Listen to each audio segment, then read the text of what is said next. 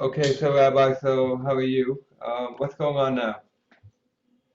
Well, thank you again, Ed. Thank you for taking the time again. It's been another horrible weekend. Unfortunately, the numbers of cases of those that we know personally are being taken to the ICU. Many shockingly younger people, we were not ready for this, are also getting impacted in a very negative, terrible way. Just this morning, I learned of the passing of a very important rabbi in Leeds, Rabbi Refson, a dear friend's father, many of his children, but it's devastating so many lives in New York City, in Washington, and other cities and countries the death toll is rising, the cases are rising.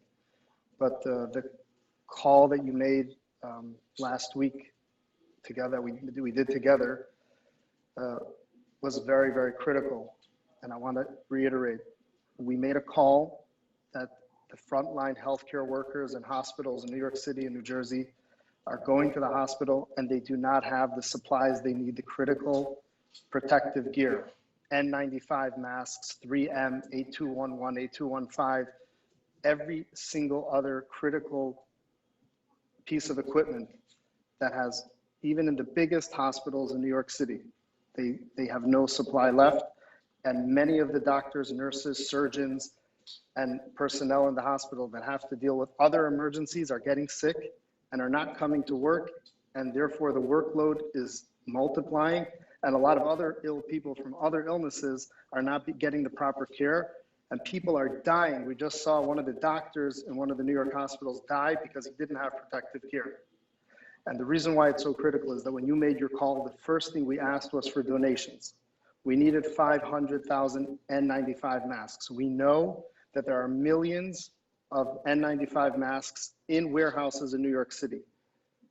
And immediately we got many, many, many small donations, totaling thousands. I made a calculation that if there were 100 more people that made the donations the size of the donations we got, we would have 1 million masks today. We already took care of 10% of the problem with donations. At the same time, the hospitals are so desperate, they said, if you have the supply and you have relationships with the suppliers or the resellers, and they're in New York and they're stocking them up in their garages, their warehouses, their houses, we'll pay for it.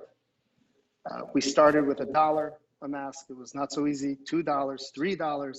People were telling us they're getting $7 online. And we said, but it's for hospitals, for emergency healthcare workers. Please, please.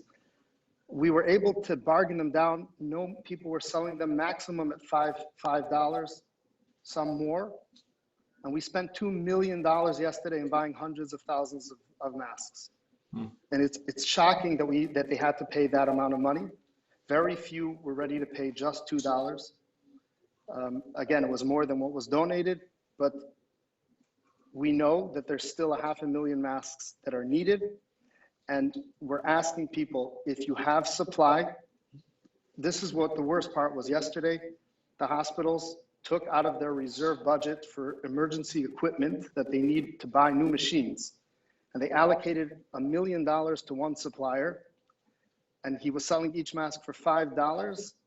He wouldn't go down under $5.42.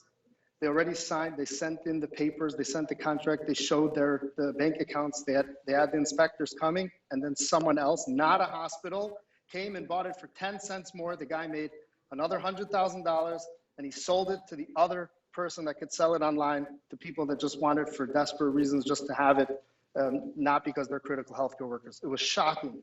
A supplier that had it in Brooklyn, hundreds of thousands of masks, sold it, took away the contract last second from hospitals in New York City. It cannot continue. This is so urgent. I'm asking anyone. You're going to get paid for it, but don't bargain money for life. This is a deal with the devil if you don't give it to hospitals. Right now, when it's an emergency supply, it is not good business.